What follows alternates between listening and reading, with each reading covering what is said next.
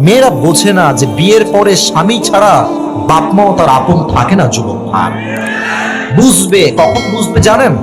যখন তালাক হয়ে যাবে, বাপের বাসায় যাবে, মেয়ের মা তো আর এক বদমাইশ সব জায়গাতে, বেশিরভাগ জায়গাতে। মাফ করবেন, মাফ করবেন, সব মেয়ের মা বদমাইশ না, তবে 80% সংসারে ডিভোর্স হয়ে যায় শাশুড়ি কুটনামির জন্য। যুবক ভাড়া আমার শাশুড়ি বলে, এই চলে আয়, তোর জন্য আমি ছেলে এনে দিব, ভালো ছেলে পাবি। মেয়ের গায়ে ডিভোর্সের দাগ লাগলে তার সতীত্ব এবং সম্মান সমাজে নষ্ট হয়ে যায় যুবক। এর জন্য বোনেরা আমার, শিক্ষা নেন ফাতেমার জীবনী থেকে। হাজার ঝগড়া হবে, হাজার মারামারি হবে, স্বামী হাজার গালি দিবে, তবুও স্বামী আপনার আপন, দুনিয়ার কেউ আপনার আপন নয় যুবক ভাড়া, ঠিক কিনা বলে?